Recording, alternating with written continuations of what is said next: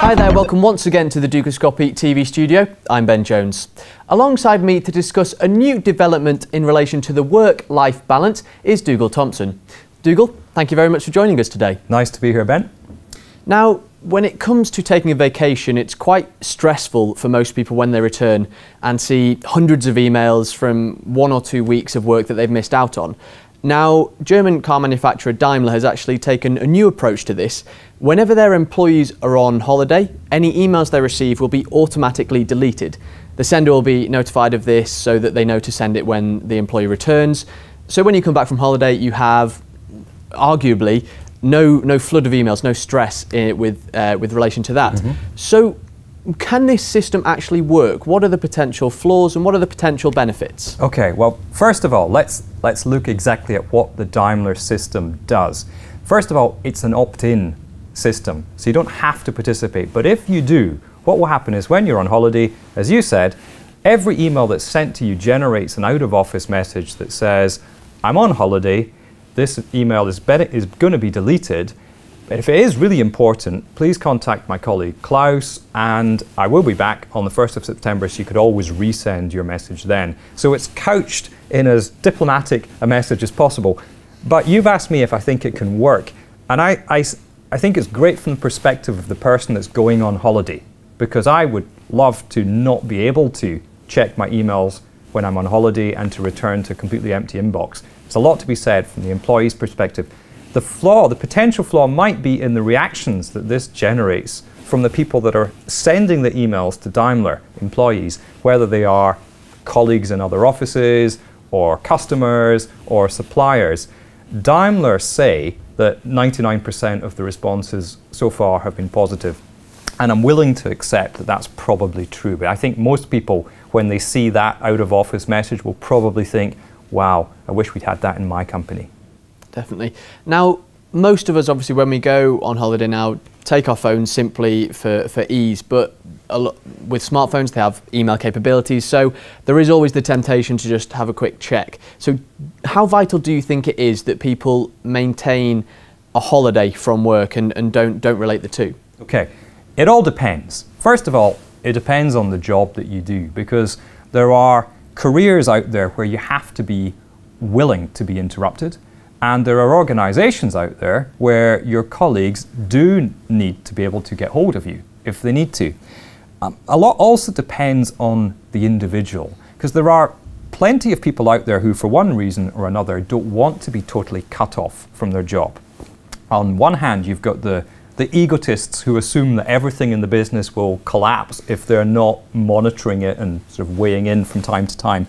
But you also have people who really like the camaraderie with their colleagues and who, quite frankly, would probably enjoy email exchange with their colleagues a bit better than chatting to the in-laws or whatever else they might be doing when they're on holiday.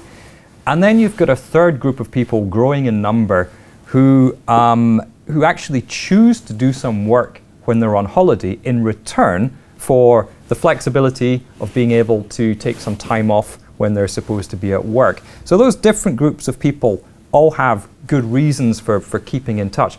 But I think for the majority of us, yes, we'd all benefit from being as cut off and as disconnected from the stresses and strains of work life when we're supposed to be not just on annual vacation, but at weekends, in the evenings, when we wake up before we have to leave.